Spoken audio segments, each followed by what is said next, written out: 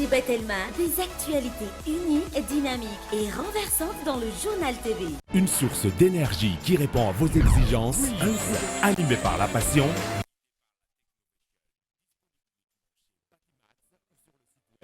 www.batimax-mata.com vous présente Vaovao. Le rire est un super pouvoir. Voilà ce que la vache qui rit défend depuis 100 ans. La vache qui rit manolotra anao ny Vaovao. La vache qui rit, parce que c'est meilleur de rire.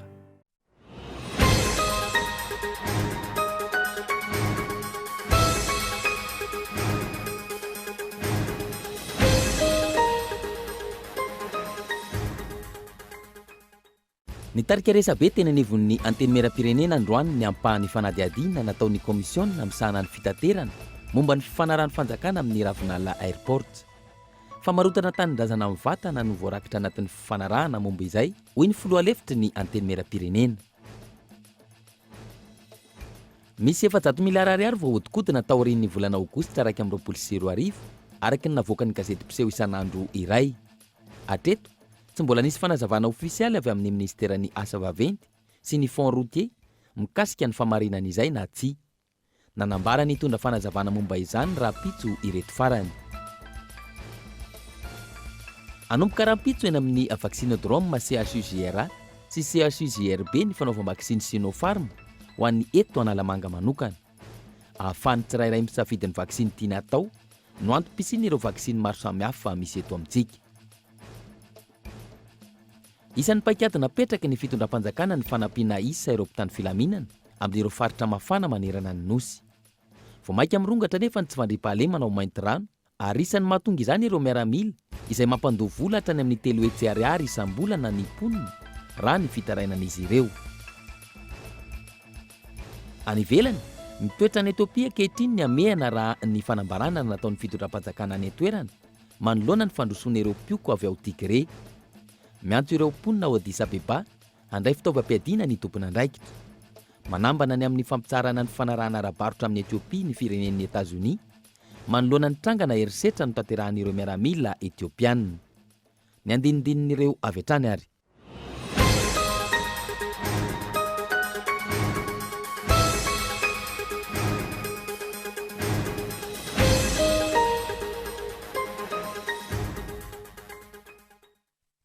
Aterigny ny mbola tsara arahany akorialy ho antsika mpagnaraka ny fotoagna ny fampahalalam-baovao eto amin'ny Kolo TV ho amin'ny ity androany ity asana mpanajana anaraka ny fotoana ny fampahalalam-baovao hatramin'ny farany tontolon'ny politika no entsika isantarana zany fotoana ny fampahalalam-baovao izany niteraka resabe teo anivon'ny anteny mera-pirenena androany ny ampahany fanadiadiana nataon'ireo komisiona misahan'ny fitaterana momba ny fifanarahan'ny fanjakana malagasy amin'ny ravinala airport. Famarotana tanindrazana mivantana no voarakitra ao anatin'ny fifanarahana momba izany raha ny nambaran'ny filoha lefitry ny anteny mera-pirenena. Fanadiadiana entiny Yves Richard. Ny ampy enim-bolana ny fepotona nomena ireo komisiona dimy misahana ny fanadiadiana lalina ny tatitry ny asa vitany araka ny tapaka nandritra ny fitaom-pivoriana azon'ny rehetra natrehiny androany. Raha ho an'ny komisiona misahana ny fitaterana sy ny famantarana ny toetrandro, ny fanatsikafonana ny teboka tsy mazava anatin'ny fifanarahan'ny fanjakana malagasy sy ny ravinala airport no ny fantohan'ny fanadiadiana treto. Betsaka ny zavatra hita satria ny etomboan'izy io dia nisy ny fitarainan'ny Sofitrans, ny fitarainan'ny Adema izay fantatritsika angamba fa orinasa-mpanjakana izany miasa eo anivon'ny aéroport de Madagascar io izay somary misedra olana amin'izao fotoana izao satria lasa ohatran'ny hoe vao ilikilika na hoe tsy afaka misitraka ilay zofeno izay nananany teo aloha intsony dia izay zavatra izay zany no mila tsy maintsy azavaina. Ny fisian'ny taxe lafo de lafo zany hoe na le mpandeha eto toerana fotsiny ary fa fangatana le 20 € dia tena ohatrany efa mitovy amin'ny frais ny 20 € lafo de lafo. Faharoa, ny tsy fisian'ny salon d'honneur ho an'ny malagasy na olom-pirenena malagasy isitraka zany salon d'honneur zany amin'izany aéroport zany fotsiny ary efa zavatra tena mampalahelo tena tsy fiseho mihitsy zany eo amin'ny aéroport international zany. Fahatelo, ny tsy fahazoan'ny orinasa malagasy misitraka ny toerana mba hahafahan'ny anao zany fitadiavana zany ao anatin'ny aéroport fotsiny dia tena fanelingelenana ny mahamalagasy ny tena. Mitaky fanady adina lalina sy feno avy amin'ireo komisiona araka izany ny biro maharitry ny anteny miram-pirenena raha ho an'ny komisiona misahana ny fitaterana sy ny famantarana ny toetrandro hatrany. Andrasana ny tondrana fanazavana misimisy kokoa mahakasika ny fifanarahana izay miendrika famarotana tanindrazana mivantana hoy ny filolevitry ny anteny miram-pirenena. Itsika amin'ny resaka souveraineté nefa vavady miditra firenenao no ampitazominao vahiny izy no mitavana ny tombontsoa rehetrarehetra ao anatin'le izy.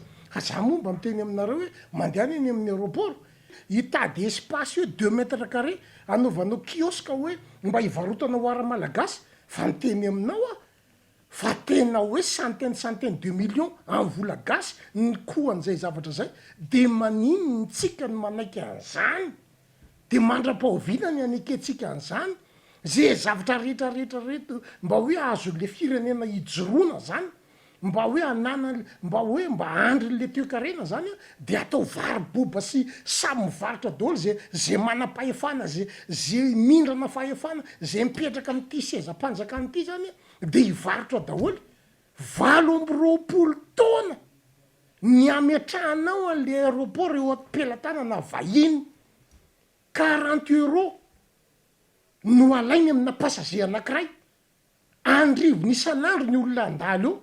Ankoatra ny misahana ny fitaterana, andrasan'ny mpanara-baovao ihany koa ny tatitry ny vaomera manokana misahana ny fiampangana manoloana ny fitsarana avy na ny commission de mise en accusation izay nanana antota-taratasy 10 hanenjehana ireo tompona ndraiky mpanjakana ambony voasaringotra amin'ny raharaha kolokolo sy ny fanodikodonam-bola mpanjakana. Nanao ansoavy amin'ny filohan'ny Repoblika sy ny Premier Ministre lehiben'ny gouvernementa amerina ny fahafahana manondrana ny vokatra avy amin'ny arenakibon'ny tany ny mpandraharaha ao anatin'ny misehatra ho an'ity androany ity sy tokony hanasajena ny mpisehatra indrindra fa ny mpitrandraka madinika ny tsy fanarahan-dalàna sy ny fanondrana tsokosoko ataon'ireo tambazotra goavana raha ny fanazavana. Ivry Saratsany no mitondra antsika ny antsiprian'izay. Manoloana ny firongatry ny tsy fanarahan-dalàna indrindra ny fanondrana antsokosoko ny vokatra avy amin'ny arenakibon'ny tany tao anatin'ny volana maro izay mikatso tanteraka ny fanondranana ny vokatra avy eto Madagasikara. Tsy misy mandray ny antota-taratasy ny tompona andraikitra isan'ambaratongany manomboka eny anivon'ny ministeran'ny arenakibon'ny tany. Ny zava-misy ankehitriny dia misy mpandraharaha iaran'ny sazy. Misy mpiasan'ny ministera iaran'ny sazy. Noho izany dia lasa tsy mandray dossier ana exportation intsony mpiasan'ny ministera minina. Ny anton'ilay fanasaziana zany dia hoe misy filazana fa sous-évaluer ny entana izay nataona mpandraharaha. Mampalahelo sy malasa saina zany ao anatin'le olana misy amin'izao fotoana izao dia misy départementa ministériel mitory départementa ministériel anankiray hafa dia lasa le asa re manontolo no lasa bloqué ao anatina situation zay tokony fandaminan'ny gouvernement any ambony. Nanome hatramin'ny herinandro ny fitondram-panjakana amin'ny famahana ny olana araka izany ny mpandraharaha-mpanondrana ny vokatra avy amin'ny arenakibon'ny tany. Hiakatra amin'ny dingana ambony kokoa ny fitakiana raha toa ka tsy misy ny fandraisana fanapahan-kevitra entitra hoy ny mpisehatra. Ireto farany izay efa manomboka misedra fahatiantoka maro ankehitriny. Resaka foarany Tucson fotsiny raha tsy teny manodidina ny 20-30 conteneurs eo no mandeha makany monjy foara ary ny farany ambany indrindra amin'izany dia any ho any amin'ny 25 000 € any farany ambany indrindra tonga hatramina 75 000 € miankana amin'ilay produit anatiny. Ny conteneur mandeha any nefa dia manodididina entre 20 à 30 conteneur ny any fotsiny izay. Ary ny zavatra anankiray faharoa dia izao raha mitavozavozysika eo amin'ny fanakatonana an'ity asy ity efa manomboka miverina miditra indray ny Covid ny fandraharana ao anatin'ny minina dia mikatona rehefa ao anatin'ny fahavaratra izay fahavaratra efa ho atongotra dia eritrereto amin'izany zany ny fahatiantoka PDP lalovan'ilay secteur sy ny firenena. Ny produit minier ny tompoko ka mandray anjara any ho any amin'ny 300 isan-jato any amin'ny vola miditra eto vola vahiny miditra eto amin'ny firenena malagasy. Efa nisy ny fangatahana fiaonana nataon'izy ireo tamin'ny tompona ndraiky mpanjakana isan-tokony 2 volana lasa zay, saingy tsy nahitam-baly ny hatreto, ankoatra ny famerenana ny fanondranana, mitaky ny hijerenany olonan'ny fitrandrahana ankapobeny ihany koa ny mpisehatra. Lohalaharana ny famoahana ny fahazahon-dalana hitrandraka sy ny lalàna mifeny arenan-kibon'ny tany, izay niantona efa antaonany maro izay. Hanomboka rapitso eny amin'ny vaccinodrome, CHU GRA sy CHU GRB ny fanaovam-vaksiny Sinopharm ho anetonivo ny faritra Analamanga manokana mba ahafahany tsirairay misafidy ny vaksiny tiany ho atao no antopisin'ireo vaksiny maro samihafa eto amintsika. Isan'ny singa iray lehibe ahafahana miaro tena sy miady amin'ny valinaretana COVID-19 ny fanaovam-vaksiny fanifitra amin'izany. Safidy ary tsy antery ny fanaovana vaksiny eto amintsika. Efa maro ihany koa ny karazana vaksiny tonga eto Madagasikara ankehitriny ary afaka manatanteraka izany ny olona tsirairay avy. Ho an'ny vaksiny Johnson & Johnson manokana, olona mananika ny 7 alina mahery no efa nisiraka izany amin'izao fotoana izao. Hanomboka rahampitso ankilany ny fanaovam-vaksiny Sinopharm ho aneto Analamanga manokana. Ao ihany koa ny vaksiny izay vao tonga ary azontsika isitrahana manomboka rahampitso dia ny vaksiny Sinopharm. Ny vaksiny Johnson dia mahazo misitraka azy ireo olona 12 taona mihoatra. Tsindriko manokana mikasika ny vaksiny Vaovao izay vao tonga moa zany eto amintsika dia ny Sinopharm.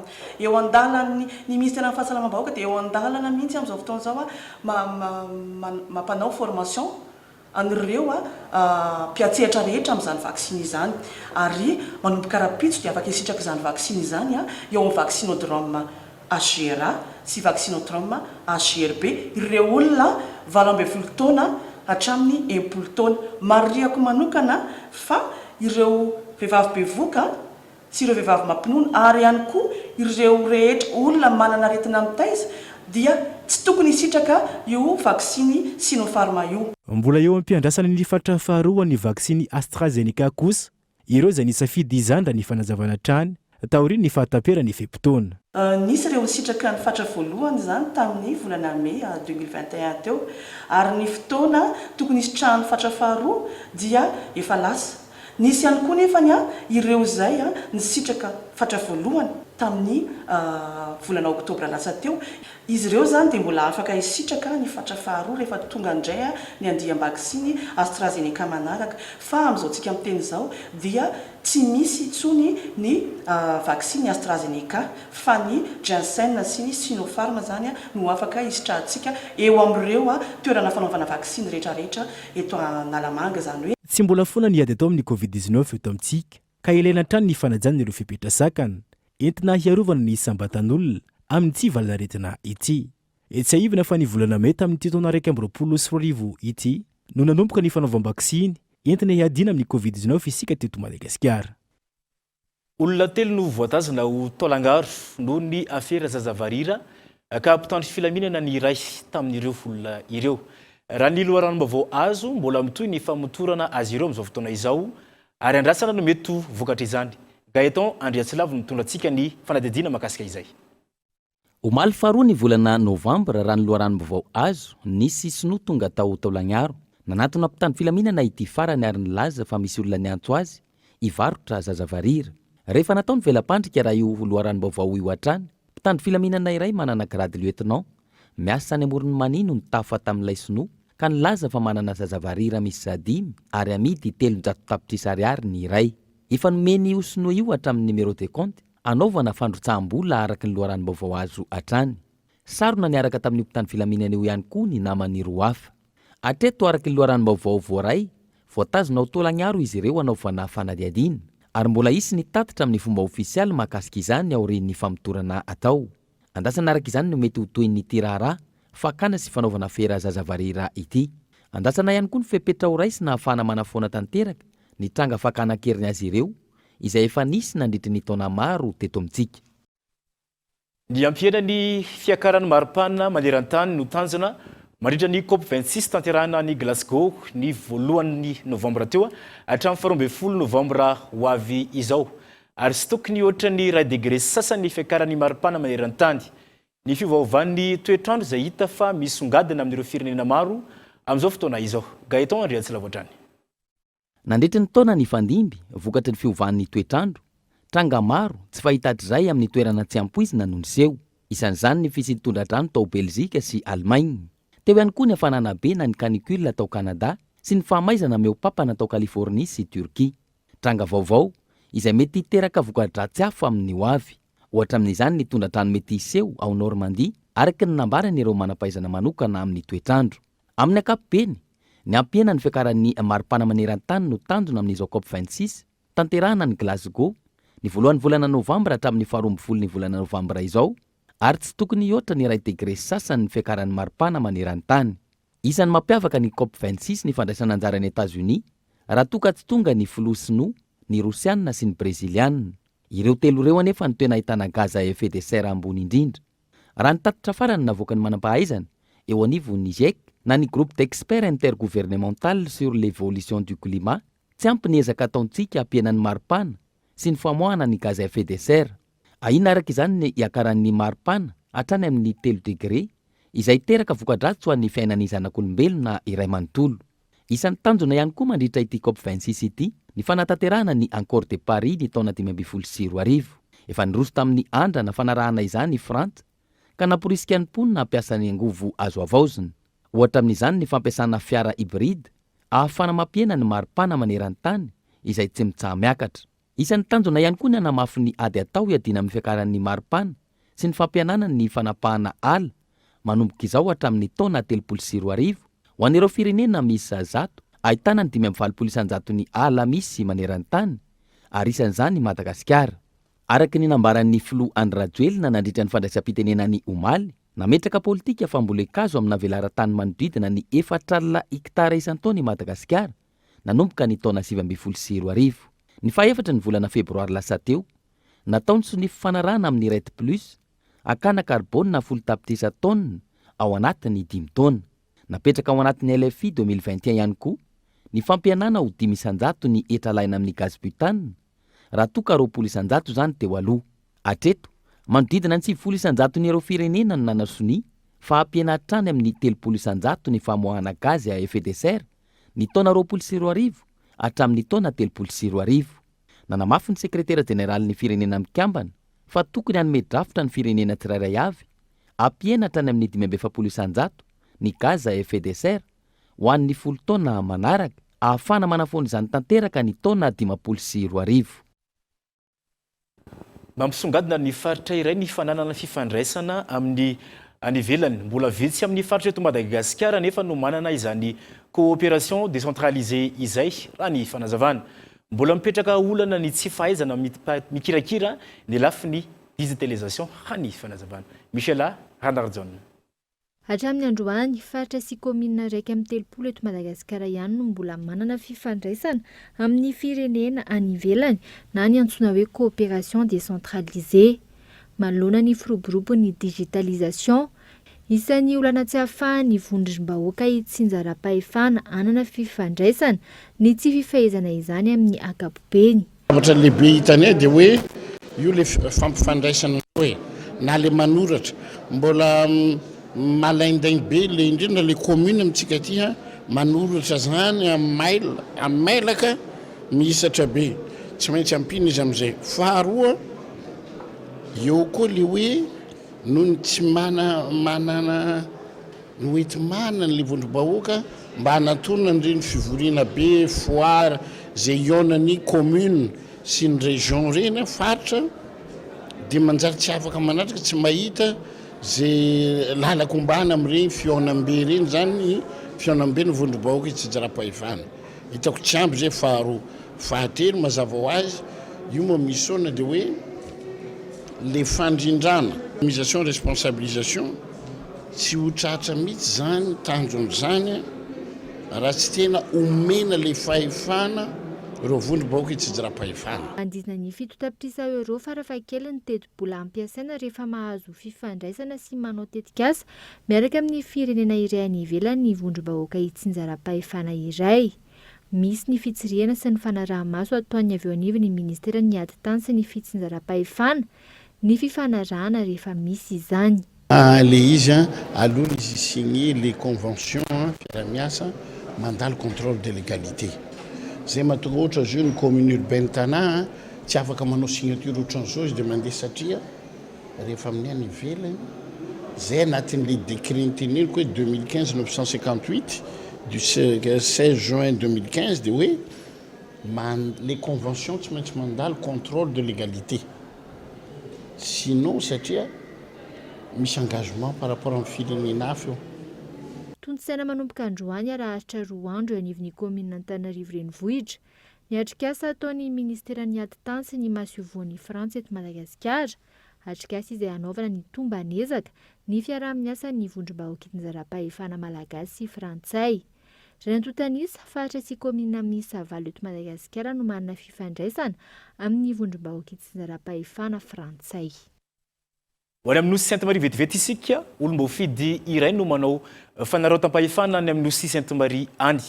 Tany efa vita borna no nanaovany amboletra ny hoesorina ny vato manamarika izany araka ny fitananan'ireo mponina voakasika miantso ny resan'ny fanjakana andraikitra manoloana izany ny tompon'ny tany. Fanadadiana entiny mianta Randriana Ivo.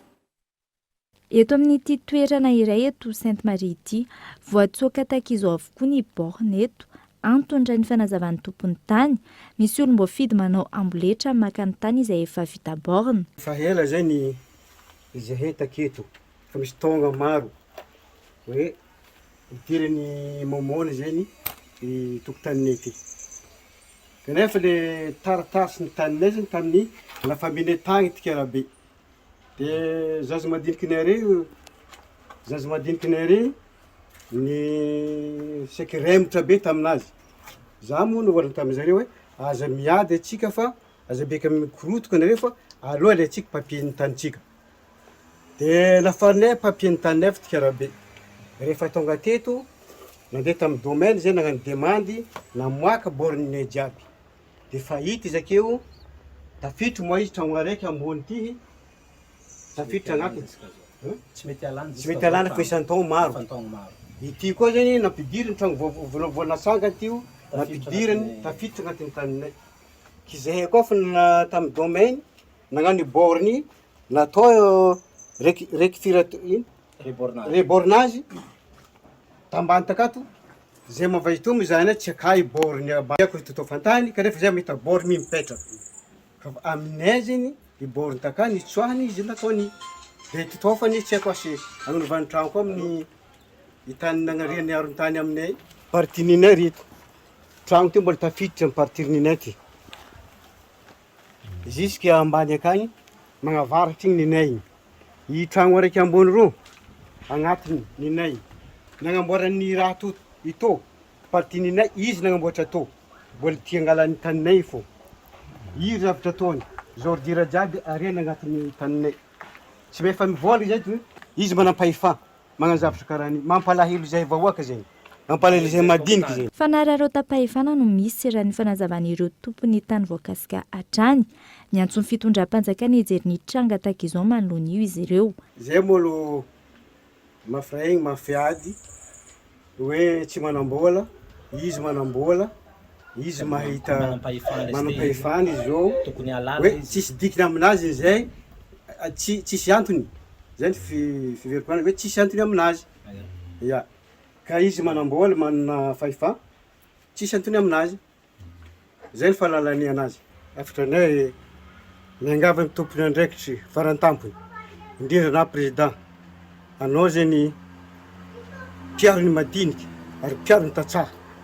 Mangavy anahy ny tagnandroa, mangavy anahy ny tagnampolo, izay izaha hankaiky ny zavatra mahazo zahay zao.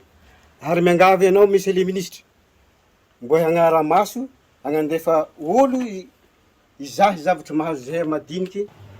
Zay malahelo zay zafiny tompony tany to le rahanay zany atao raha karania.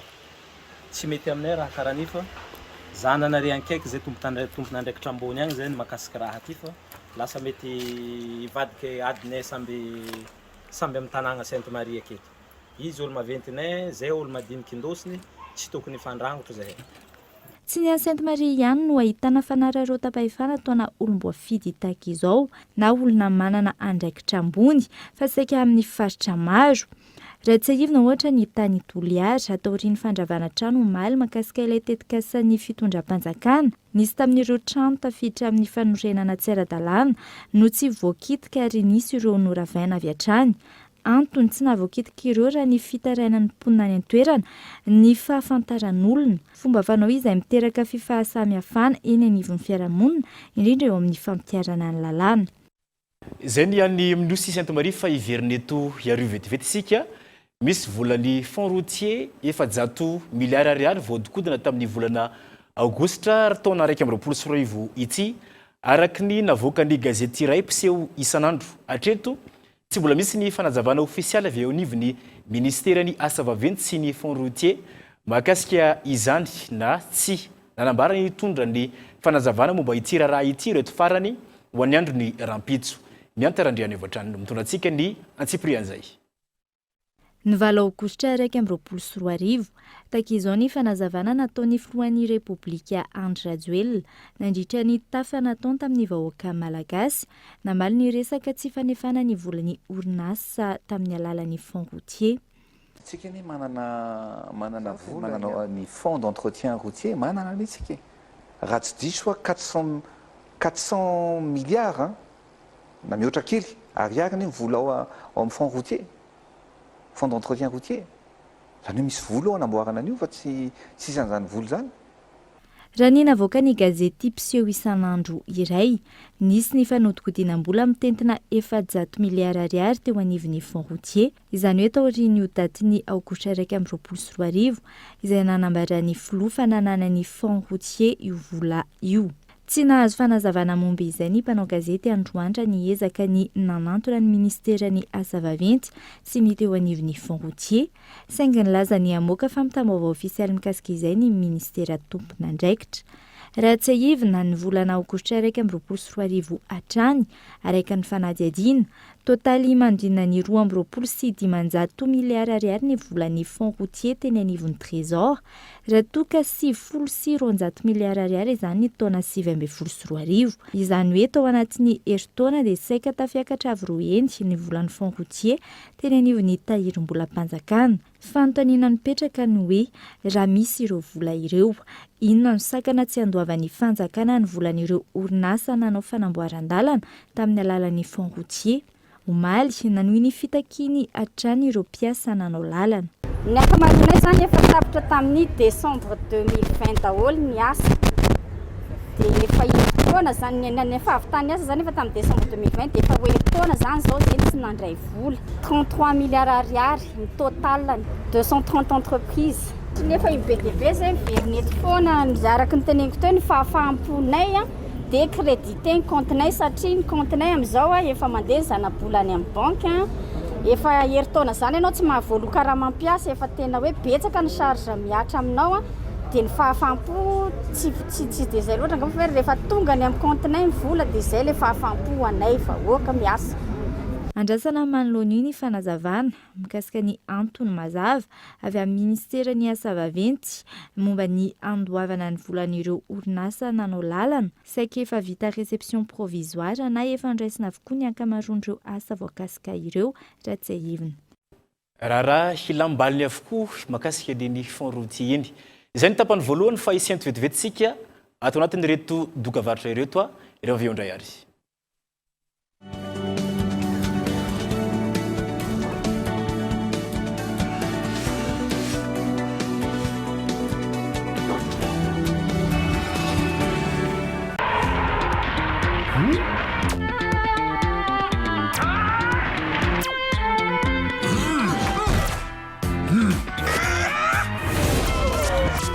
Envie de regarder ton émission à toi?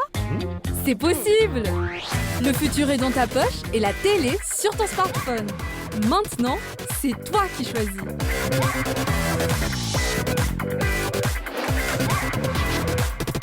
Telma TV, sapit ktsuch malagasy. Mety hitondra fiovana lehibe ny finiavana madinika. Aseho ny fahaiza mikolokolo ao anatinao. Te hikolokolo sy hanatsara ny tokantrano? Humoro zany ankehitriny noho ny ABC by Bricorama. Tsy izay ihany.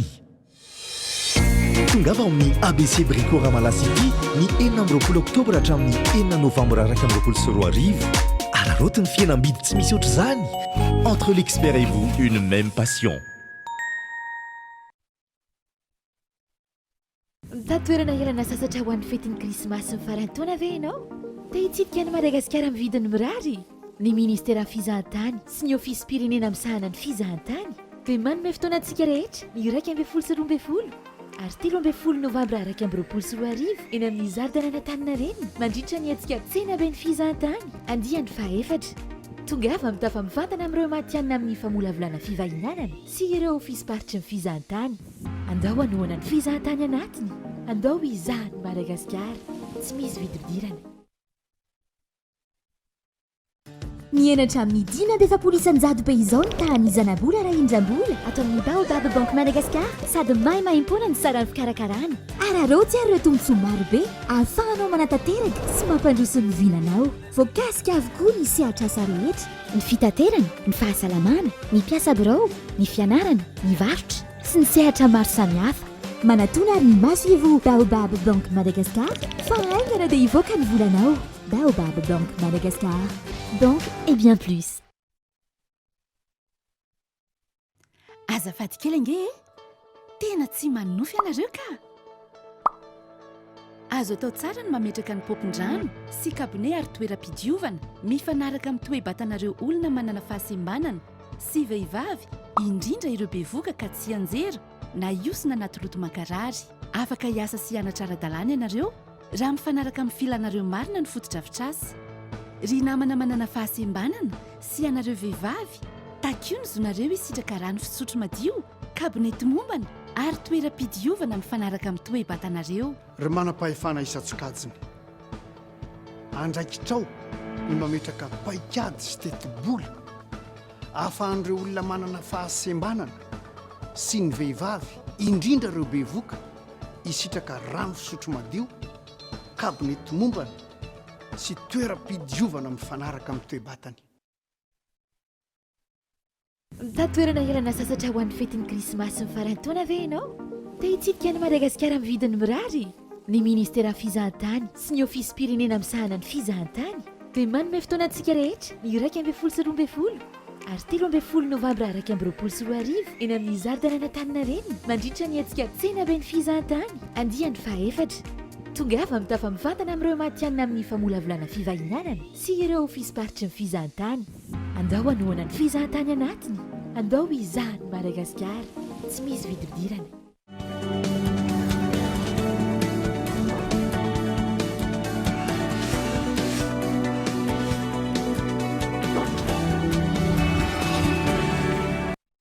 Tafaverina eto amin'ny fotoanan'ny fampahalalam-baovao hiditsika ao anatin'ny tapany faharoa tompo lasy tompoko vavy dia mbola saiko ampananjananao nanaraka izany hatramin'ny farany hamafisana ny fametrahana ny fitondrana tsara tantana sy ny fanjakana tany tandalana ary ny etika mahomby amin'ny fitantanana ny fananan'ny commune Antananarivo renivohitra. Nisy androany ny fifanaovan-tsony fiara-miasa entina manatanteraka izany totosainy ny onivon'ny commune Antananarivo renivohitra sy ny rafim-panjakana miaro ny demokrasia sy ny tany tandalana na ny HCD2ED. Mianta Randrianevy no mitondratsika ny andinindinizay. Tokony averina amin'ny commune ny tany ny commune araka ny nambarany ben'ny tanàna Antananarivo renivohitra androany. Mahery zato ny tany commune izay nisy naka io ary ny 12 isanjaton'izany hoe fatavaverina. Tsy fanaran-dalàna maro no hita mikasika izany. Maro ohatra ireo mampiasa, maka, mivarotra ny fananan'ny commune antsokosoko. Entina namafisana ny fametrahana ny fanjakana tandalàna manoloana ireo zava-misy ireo. Tosainy commune Antananarivo renivohitra sy ny rafim-panjakana miaro ny demokrasia sy ny tany tandalàna na ny HCD2ED androany ny fanaova-tsony fifanarahana. Nahita koa izay rehefa tena perinasa fa maro koa roapolo efa nampiasa ny tany na nanorina trano efa mataona efa miditra koa zany zao ny commune amina karazana famerenana milona ny taratasy rehetra mety ho régularisena ny trano sasatsasany mba ahafahany olona misitraka sady manaraka ny lalàna ny trano sy ny tany izay ho ampiasaina. efa tafiditra amin'izany tetik'izany zany zao ny commune ary efa maromaro zao efa nampidirinay tao anivon'ny filan-kevitra ny commune. Ankoatra izay ho jerena ihany koa ny mikasika ny fifamoivoizana. Araka volazako toa moa Antananarivo dia varavarana Madagasikara. Ka raha ohatra ka hoe eto no korotana manahoana fijerin'olona atsika. Amin'izay fandaminana Antananarivo zay. Ity fandaminana ity zany dia tsy mijanona eto ihany fa mety akasika ny tanan-dehibe eto amintsika daholo zany asa zany. Satria ny tanan-dehibe eto amintsika dia misy rafitra fanapetraka dia dingan'ny olona tsotra. Le populisme atsika zany mandingana an'le izy. Misy araka ny volazako teo ny toerana iva dibo-drano isan'andro dia tsy tokony anaovana trano kanefany misy manao trano amin'ireny. Andrasana amin'izao fiara-miasa izao ny fanatsarana ny fandrindrana ny tanànan'Antananarivo renivohitra.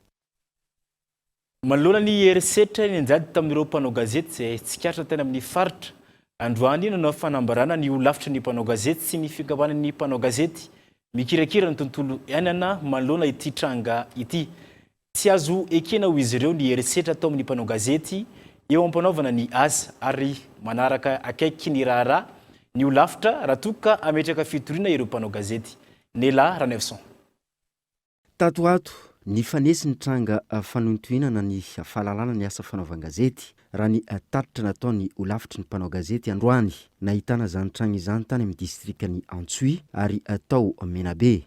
Araka ny fanambarana nataony filohan'ny olavitry ny mpanao gazety sy ny filohan'ny AGE. Ny alakamisy fahafito ny volana oktobra lasa teo no niarany herisetra ireo mpanao gazety na mitahiraka tany amin'ny faritra Morondava. Rehefa nahita doro-tanety izy ireo teny an-dalana tao amin'ny alarovana Kirindry anatin'ny faritra Menabe. Nidina ny fiara nitondra azy ireo ary nanao ny asany nanangom-baovao raha ny fanazavan'izy ireo ny talen'ny paritry ny tontolo iainana any amin'ny faritra Morondava no nanao izany hetsika fampiororona izany.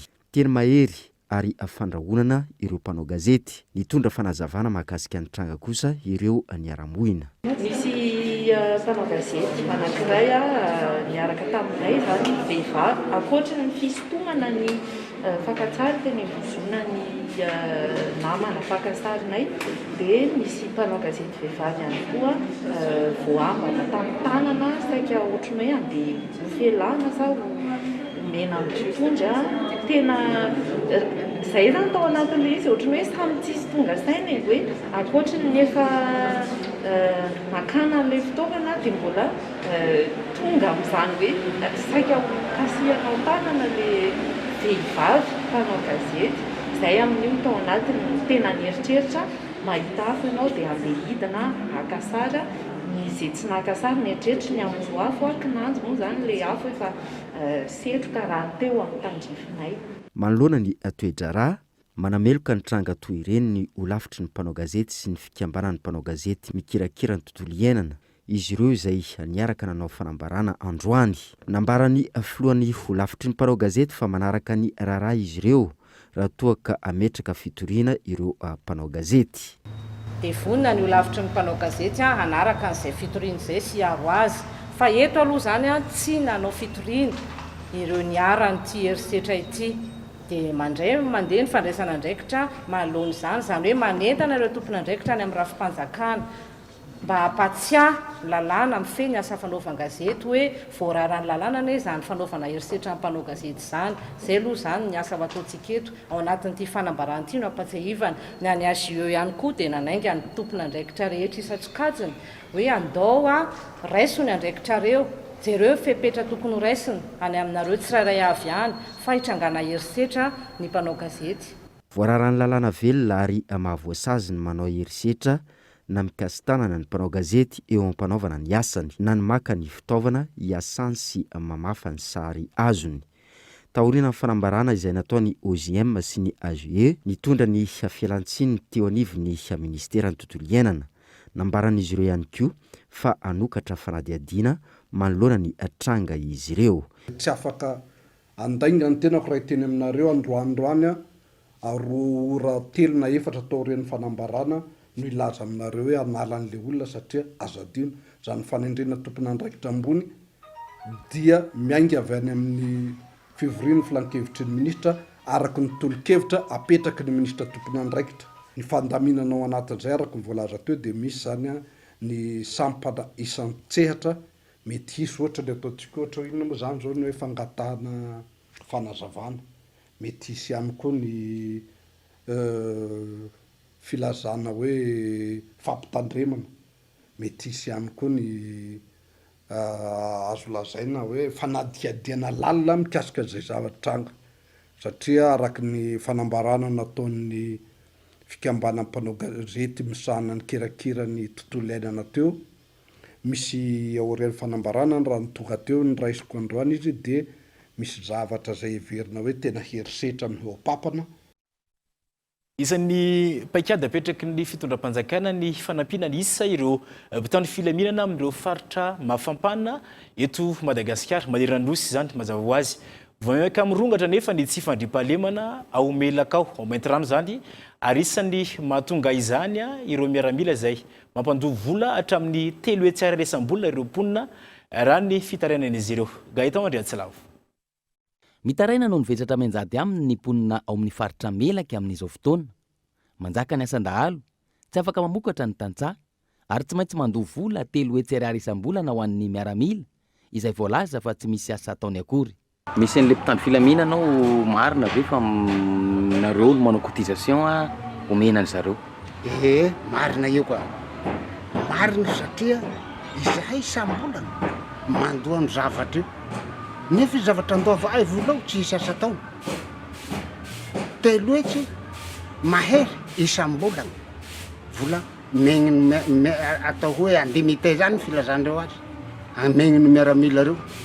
Tserika am'izao zahay eto.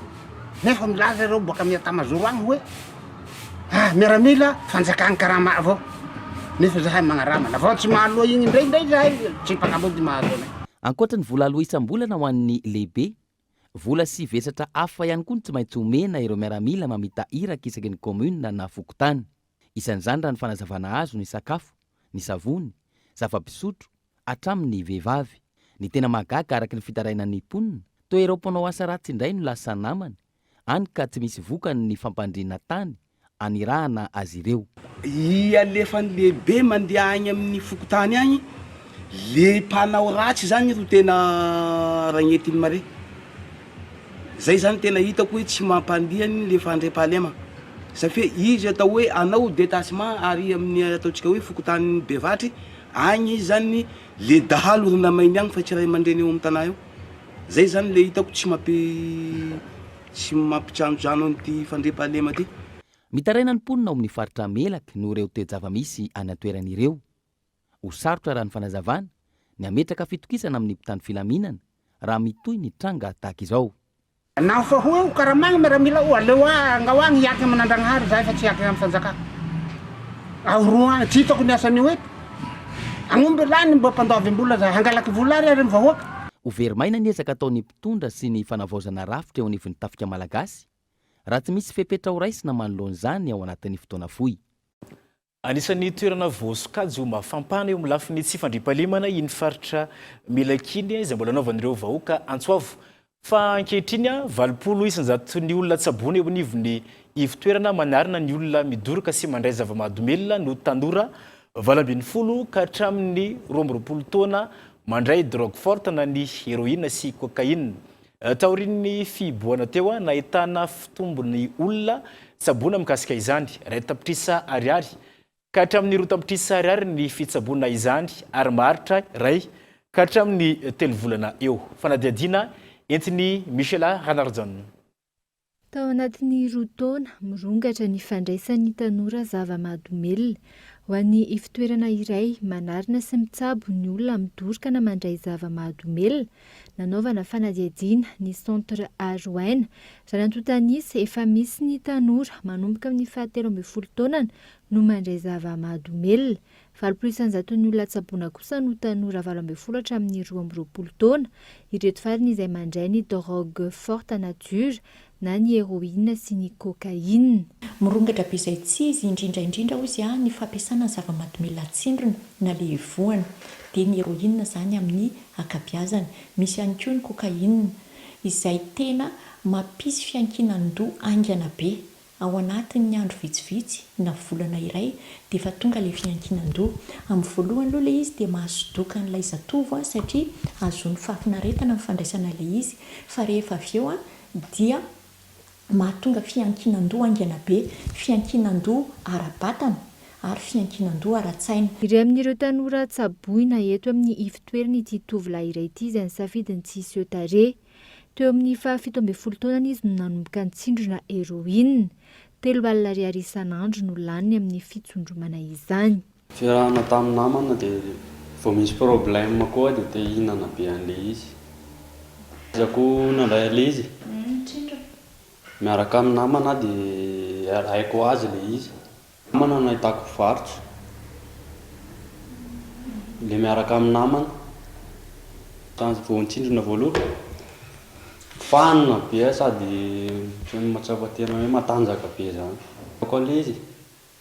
Vao mifoha maraina dia marary aho vao tsy mihinana. Tonga dia marary daholo ny vatako dia za sepotra be dia mihinana an'ilay izy dia matanjaka indray. Dia vao misavy iny dia verina marary indray. Formationko mitombo isan'andro. Ndray amin'ilay izy 15 000 dia za nefa lasa malany an'ilay izy 4, 5, 6, 7, 8 mitombo foana zany. Roa taona aty aoriana izy vao tapa-kevitra no ho tsaboina. Niterena aho zany ny angavy amin'ny mamanay mba ho tsaboina tiako. Misy kozainy koa manko efa nitezay toxikeny izy dia efa tsy mifoka tsony izy na sigara na rehetrarehetra dia mba te hitovy aminazy koa sady mba tiako hilamina tsara ny fiainako. Nanangom-bola zany nareo sa ohatry ny ahoana? Mamanay nanangom-bola. Ahafahana nitsabo anahy taty. Tena mabanky be ilay izy sady za mijaly beko. Tsy salama mihitsy aho. Isaky ny maraina vao mifoha eo ambony fandria dia tena marary. Marary vao tsy mihinana ilay izy. Vao mifoha zany dia mitady an'ilay izy. Ny hitako niova aloha ohatrany efa tsy mitady an'ilay izy tsony sady efa tsy marary tsony ny vatako. Efa tsy dia maninona tsony. Nandro angamba izay. Nandro androany. Efa tsy mifoka dia efa tsy nanao tsony izay nandritran'izay? Efa tsy mitady tsony araka. Za efa tapa-kevitrako sady ilay vola ndray aman-dreniko koa zany tsy dia hoe manana be na hoe anona hoe tsaboina na aty foana isaky ny izay mihetsika. Sady za efa tapa-kevitra satria mabanky be ilay izy zavatra. Vola efa tokony hatsanganako zavatra be dia be mihitsy. 100 secondes isan'andro zany iny. Fotio zany ao anatin'ilay volana. Mizara roa mazava ny fiantraikany fandraisana zava-mahadomelina eo amin'ny ara-tsaina sy ny ara-batana. Zava-mahadomelina azy dia misy fiantraikany ao amin'ny ara-tsaina satria manakorotana mihitsy ny fiasan'ny ati-doha ny zava-mahadomelina dia mahatonga azy ho kizitina, ho mora nerveux, mora tohina ary mety misy trouble de comportement mihitsy azy. Dia eo amin'ny lafiny ara-batana indray dia manimba ny tova rehetra ao anatiny izy indrindra ny zava-mahadomelina atsindrona sy evohana. Ny antony dia izao ilay atsindrona dia avy hatrany dia mivantana any amin'ny rà ary rehefa mivantana any amin'ny rà izy dia miely eraky mivantana iray manontolo satria fantatritsika fa ny tenantsika dia feno lalan-drà avokoa ary raha toy ndraika evohana ilay izy dia makany amin'ilay setroka zany makany amin'ny avokavoka izay fantatritsika loatra fa ny avokavoka sy ny fo dia piray vodi-rindrina dia tena misy fiantraikany be ny amin'ny lalan-drà sy ny fikorinan'ny rà ary ny fijanonan'ny fo zany ilay fandraisana zava-mahadomelina. Mora ny sarany fitsaboana ny olona mandray zava-mahadomelina. 3 tapitrisa ariary hatramin'ny 2 tapitrisa ariary izany miankina amin'ny fanafody omena ilay olona. Fitsaboana izay maharitra 2 hatramin'ny 3 volana.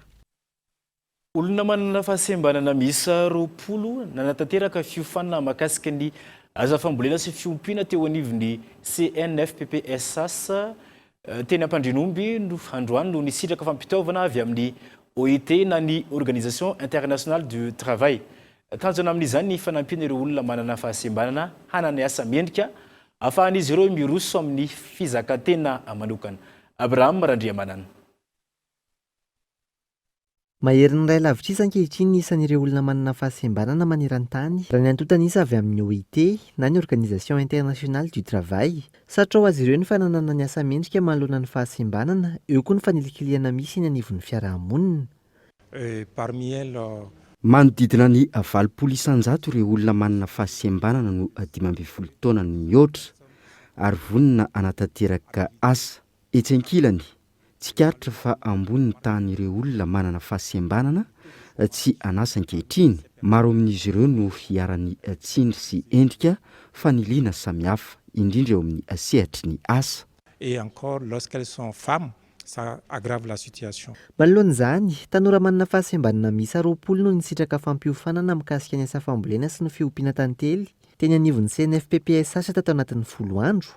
Viny amin'izany ny fanampiana azy ireo hisitraka fampiofanana araka asa ahafahana manatratra ny fizakantena eo koa ny famoronana asa. Fanofanana sy tosika fambolena zany fanomboana koa mba ahafahan'izy ireo miatrika amin'ny fiainany dia ny tanjona amin'ny le izy mba hitandro ireo manana fahasembanana ireo mahita asa ho an'ny tenany miasa ho an'ny tenany dia ireo io moa zany avy any ambanivohitra nafarana nandeha tia dia mba ny bénéfician'izay formation nandritra ny 10 andro zay. Toy ny fiara-miasa filazan'ny madame ministre sy monsieur le représentant ny OIT io dia mety amin'ny taona ho avy angamba satria tsika zao efa mamarana ny taona ho an'ny rehetrarehetra dia mety amin'ny taona 2022 izy zany dia izy formation andeha indray.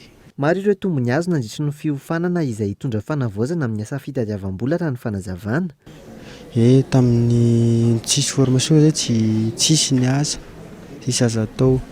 Misy an'ity dia misy asa azo atao zany so ahafahana mivelona le izy satria nataony hoe mikarakara tantely sy mikarakara zaridaina zany raha vokatra afaka midy voninkazo afaka mahavita tena zany satria misy vokatra azo tazana.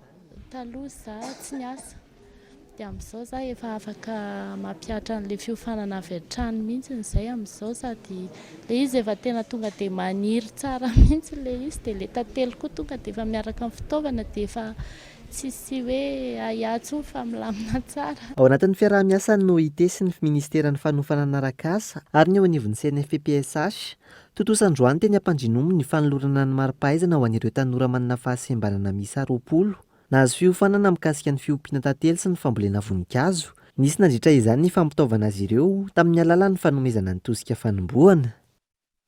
Manambahiny ny sampana fampalalam-ba vao ho an'ity takariva ity tsy zany fa dia Andriamatoa Andrianevitseno Brian taleny ny serasera eo anivon'ny LNR Sport Management miarabanao tonga somatsara eto anivon'ny fotoanany fampalalamba vao araka ny fantatra isy ny lalao etsy amin'ny kianjan'ny Barine Madagasikara amin'ny alahady fafito ny volana Novembre ho avy izao eo ny jet kintana sy ny Fossa Junior izay tafiditra ao anatin'ny hetsika antsoina hoe Mas de Gala.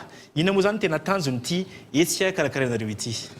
Miarabanao namana Florian dia mariaba mijery ny fahita lavitra Kolo TV amin'izao andrarivo zao.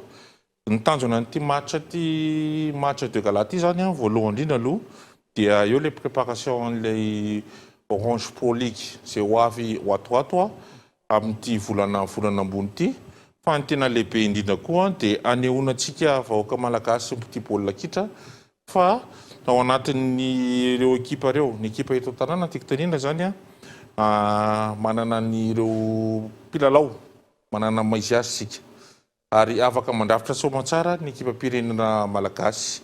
Ao ahitantsika ny ohatra hoe ao amin'ny jetry kintana zao ahitantsika ny Parex, ry Romario, ry Berajo. Ao amin'ny anona indray ao amin'ny Fossa Junior indray dia ahitantsika ny Dax, ahitantsika ny Rijala, ahitantsika ny Théodin. Dax moa dia tsisy vina amintsika efa nandrafitra amin'ny Barea ary efa tonga avy ny fanivam-pirenena. Izay zany ny tena tanjona amin'io zavatra io ary ampiroboroboana koa amin'ny baolina kitra malagasy amin'ny sehatra avoavo. Mety ohatratra ahoana ny mety hoe fanomanana amin'izany hoe amin'ny alahady ho avy izao zany ahoana ny filaharana tapakila ny fandafotsana ohatrany vidim-pidirana mety mivoa firy eo ny vavahady ny kianjabe ny Barine Madagasikara. Ny vavahady zany dia misokatra amin'ny 20 atoandro dia ny lalao dia manomboka amin'ny 2 ariva ary vidim-pidirana kosa dia 3 arivo. Sy hitako hoe mirarary dia mirary koa ary roa alina ho an'ny invitation. Dia amin'io zavatra io zany a vavahady anankiroa no isokatra. Ny anankiray ilay vavahady fahatelo a manoloana ny pharmacie Mahamasina, dia ny anankiray a vavahady fahaefatra ary akaikin'ny institution Sainte Famille. Amin'io zany a dia amin'ny match de gala zay a sy hoe match manandanja azy, ary azo ataontsika hoe avoleta amin'le anina dia avoleta manarak'izay koa ny fepetra ho raisinao na amin'ny resaka fitandronana filaminana zany a, na amin'ny resaka hoe resaka sûreté mialatsiny fa zay malaza azy amin'ny teny vahiny resaka sûreté a, dia tsisy atahorantsika zany ao. Amin'izao fotoana izao na mana froyon antsika mbola anatin'ny Covid-19 dia ho arahantsika sasaka sandavany a ireo fepetra rehetrarehetra amin'ny resaka ara-pahasalamana indrindra ny elanelana ray metatra. Ny LNR ve zany hijanona amin'ny tontolon'ny baolina kitra izany sa mety isany koa ny lalao ara-panatanjahantena hafa hoento ary ny teny fanentanana ho an'ny mpijery antsika amin'ity takariva ity? Araky ny anarany ny LNR sport management zay a dia tsy hijanona fotsiny amin'ny baolina kitra fa hivelatra amin'ny sport rehetrarehetra. Ary ny LNR dia vonona hiara iasa amin'ny fédération sport rehetrarehetra misy eto a Madagasikara. Satria ny tanjonay dia hitondra an'ireo manan-talenta sy manana fahaizana amin'ny raha fanatanjahantena amin'ny sehatra iraisam-pirenena. Malaza azy dia hoe le hoe sport de haut niveau. Dia fotoana zany zao fahitana anazy miaraka amin'ny vaninandro misy amin'izao fotoana izao anehoana hoe tena reto zany tena ana Madagasikara. Hoe amin'ny tany fanentanana ho an'ny mpijery antsika.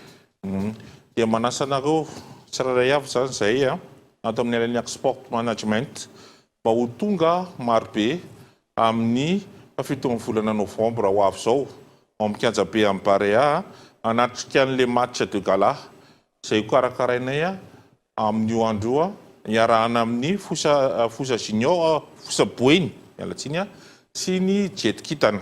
Ary ny billet zany efa hitantsika any amin'ny eo amin'ny fivarotana makao Madagasikara, eo amin'ny botika ny rehetrarehetra ny gastro pizza ary any amin'ny stade Mahamasina. Isaorantsika Andriamatoa Andrianevitseno Brian, tompon'andraikitry ny serasera eo anivon'ny LNR sport management nanaiky ny vahiny teto anivon'ny fampalalam-baovao ho an'ity androany ity. Amin'ny lahady fotoana zany. Atao amin'ny efitrano filalaovana Area of Commerce Pasamazava Tomasana no notontosaina ny lalao 501 tournament no karakarain'ny Area of Commerce no toanany Kolo TV lalao izay tafiditra amin'ny fiomanana ny fananganana ny likim-paritra ho an'ny faritra Atsinanana. Notontosaina tao Tomasina ny farany herinandro teo ny lalao 501 tournament izay toanany Kolo TV ho fampiroboroboana ny tontolon'ny jeux vidéo ao an-toerana. Ny tapany maraina nisy ny fifanitsanana ary ny lalao famaranana ny tapany ariva. Namiratra Bonito sy Cuiro manoloana ireo mpandray anjara misy savalam-bifolo samy sangany avy ao Tomasina.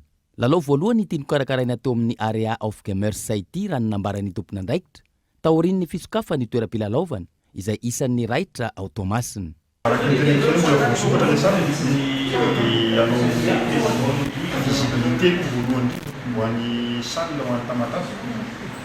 Ametraka ihany koa satria mbola sisy sala hoe azo tanteraka ny eketa matavy dia ametraka an'izay kokoa eto amin'ny tamatavy izany ho an'ny joueur rehetrarehetra izay afaka mpilalao afaka andeha anjara amina tournoi anankiray ary afaka mandeha anjara ho an'ny tournoi rehetrarehetra koa zay ho an'izay te hiara iasa aminy.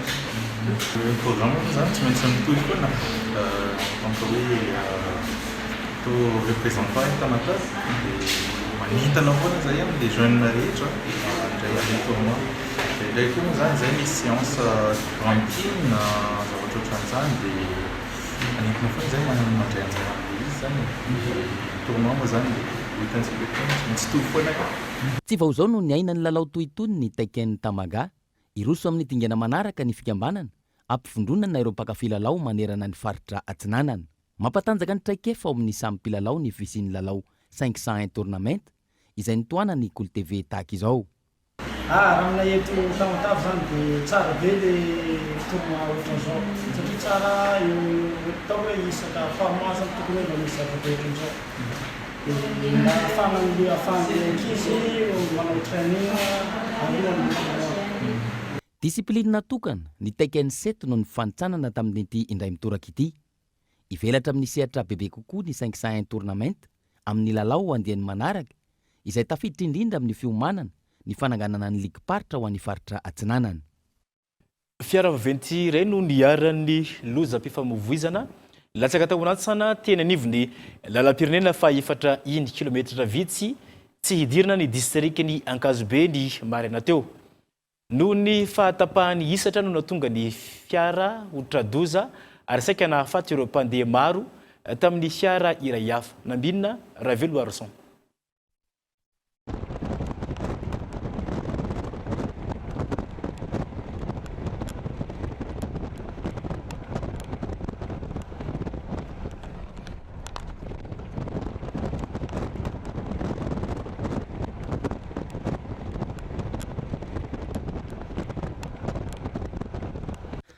Latsaka tao anatin'ity antsana eto Ankazobe ity ilay fiara vaventy mpitatitra entana ny maraina teo noho ny afatapanyisatra tampoka no nahatonga izao lozam-pifamoivoizana izao. Ity fiara mpitatitr'olona vetsy amin'ny distrikany Ankazobe ity no saika nataon'ny atohana fa saingy avoavilin'ny mpanamory ilay fiara vaventy eny amin'ny antsana ary saika nahafaty olona maro ihany koa raha ny fanazavan'ireo mpandeha amin'ity fiara fitateram-bahoaka ity. Dia eo amin'ny division dia hitanay izy fa mirafarafa be dia nialalalana kely zahay dia izy moa namantana aty dia izy zao rehefa ranany fa zay nialalalana tamin'ny riba tany dia sitrika tamin'ny riba zay dia izy fa mandeha mafy be izy avy any zahay raha tsy nialalalana koa zay saika voadofotra fa zay zany nahita izy hoe fa tsy mahavotazona frezy dia nisisika nahazo sisiny zay dia izy moa namantana aty zay no zavatra niseho teo. Nandritra ity lozam-pifamoivoizana ity tsy nisy ny ainana fohy fa saingy ireo mpanamory miisa roa no naratra mafy. Tsy aivina vao tsy ela akory teny Anteheza Ambomahasoa ny 25 volana septambra lasa teo no nisy ny lozam-pifamoivoizana tahaka izao tamin'iny lalam-pirenena fa 7 iny izay nafatesana olona hatrany amin'ny 12 ary fiara vaventy ny fandona tamin'ny fiara fitateram-bahoaka ihany koa. Efa nanamafy ny avy any anivon'ny Direction Générale de la Sécurité Routière fa hanamafy ny fitsirena ara-teknika eo am-piangana ireo fiara fa saingy mbola misy hatrany ireo mpitatitra tsy manaraka izany fepetra izany ankehitriny ka mahatonga lozam-pifamoivoizana mateti-pitranga hatramin'izao noho izay olana ara-teknika izay. Ho any maresaka iraisam-pirenena mitoetra any Etiopia ankehitriny ny amiana raha ny fanambarana ataon'ny fitondram-panjakana ao an-toerana manoloana ny fandrasoana ireo mpioka avy any Tigré miantso ireo mponina ao Addis Abeba andray ny fitaovam-piadiana ny tompona andraikitra manambana ny amin'ny fampitsarana ny fifanarahana ara-barotra amin'ny Etiopia ny firenena États-Unis manoloana ny tranga herisetra eo tanteran'ireo miaramila Etiopiana. Fanadihadiana eo amin'ny sary ny France 24. Miantsy amin'ny fanatanterahana ady ankehitriny ny fitondram-panjakana any Etiopia namoaka fanambarana mikasika ny fametrahana ny amiena tao anatin'ny enim-bolana ny tompona andraikitra ny an-toerana. Fepetra noraisina 2 andro aty aorian'ny antsoavina nataon'ny Praiminisitra Etiopiana ho an'ireo mponina tao Addis Abeba ny amin'ny andraisan'izy ireo ny fitaovam-piadiana ho fanoherana ireo mpioka avy ao Tigré izay nanomboka nahazovana tao anatin'ny andro maro. Na eo aza nitatitra nataon'ny miaramila ny an-toerana izay nandiso ny fandrosoana ireo mpioko. Nanambara ireo miaramila avy ao Tigré ny amin'ny fahazoan'izy ireo ny tanàna ny Desiza sy ny Kolbucha ao amin'ny faritra Amara 700 kilometatra miala ny renivohitra ny an-toerana. Ny volana Novembre 2024 no nanombohan'ny fifandonana teo amin'ireo miaramila Etiopiana sy ireo miaramila tao Tigré. Na teo aza ny antsoavina ataon'ireo mpisehatra iraisam-pirenena ny amin'ny fampitsarana ny ady tany Etiopia tato anatin'ny herintaona amanarivony ireo namon'ny ainy. Mahery ny 200 tapitrisa ireo mponina ny tsaponenana ny amin'ny faritra avaratr'i Etiopia ary mahery ny 10 hetsy ireo mponina ao Tigré no iaran'ny olana ara-tsakafo raha nambarany teo anivon'ny PAM. Dia izay ihany koa tompoko lasy tompoko vavy no entiko mamarina ny fotoana ny fampahalalam-baovao ho an'ity androany ity ankasitrahako ianao tany an-tokantrano nanaraka izany hatramin'ny farany miantarandrianay avy indray no iaraka amintsika ho an'ny andro ny rapitso ny tena kosa manome fotoana antsika indray ho anatin'ny fandarana kitsipo ny zoma ho avy izao velo mandrapitafa samy hotahinjagnahary atsika jiaby.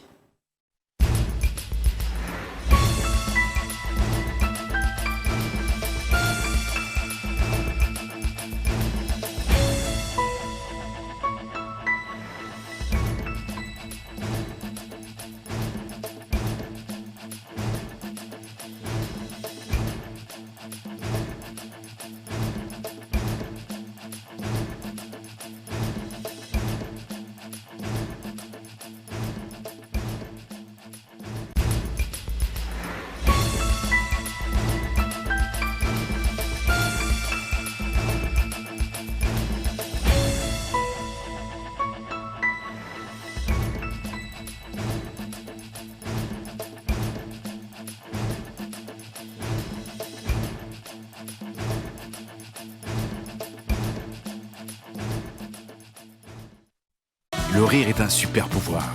Voilà ce que la vache qui rit défend depuis 100 ans. La